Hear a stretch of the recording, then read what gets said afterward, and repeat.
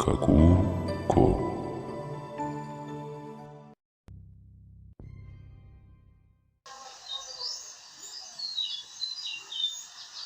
Warri milkooftanii har'a geessanii baga miidhagdanii hundi keessanii akkam jirtu nagaa keessanii bara 2015 baga geessan jechoota funaannadhee walaloo dhiyeessaa hunduuna caqasaa gurgurana ergisaa safuu ajaa'ibaa hojiin waaqa kootii kuni mata duree walaloo kootii kuni mata duree walaloo kootii. Wangeelli saafaa dhufee ibiddi boba'aa dukkana limitii ifa isaanitti ba'aa wareegama qaqqaalii hagoota kaffalchiisaa seenaa ajaa'ibaa hojjetee agarsiisaa seenaa ajaa'ibaa hojjetee agarsiisaa kalloole mo'atee dhaloota oolfataa eessa jirta jedhee dhufee nama gaafata guduunfaa bara dheeraa harka isaatiin hiikaa kan namni nu hubanne rakkoo namaa beekaa kan namni nu hubanne rakkoo namaa beekaa gulufaatu dhufee farda isaa fe'atee wayyoo mucaa ko'oo jedholle fudhate eessa kee miidhame eessa kee dhukkubaa mirgabbaa yoon tureessi garaana kubaa jedheetu na gaafate harka koo qaqqabate aangoo du'aa cabsee dhufeetu na oolfate aangoo du'aa cabsee dhufeetu na oolfate. Erga gaafa sanaa keessi koo nagaa qaba warri isatti gammadanii mee maqaasaa ol qaba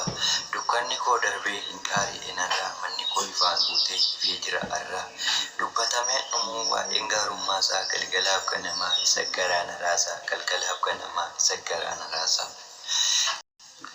Innani dubbadhe kuniyyuu muraasaa anarraa caccabsee rakkinaaf abaarsaa iddoo hundumaa ija isaatu argaa ijjata miillasaa lafa odaatu margaa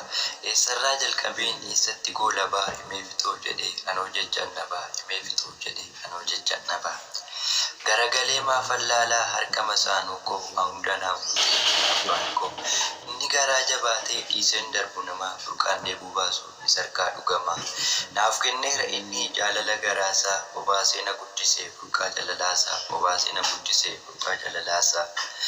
gammachuun ol galee gaddi koo afeeraa ulfinni guddaanii anarraa ifeeraa kunoo nama ceessee danuun jaalalasaa isaa kan dhiyeessaa aarsaa qullaa isaa narratti nafinii gatiin olmaa isaa jechoota funaanee gochaasaan odeessaa jechoota funaanee gochaasaan odeessaa.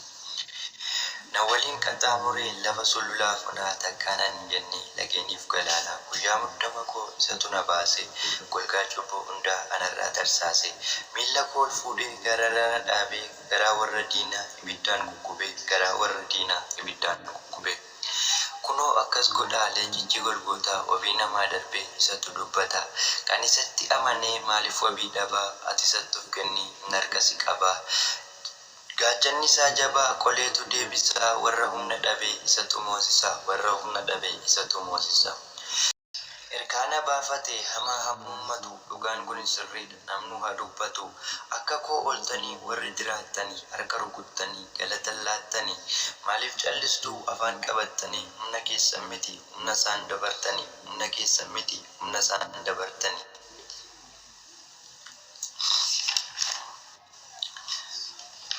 Walaloon koo goolabameera kan jiru dhagaheera harka rukutaa galatamee isaaf dabalaa galatamee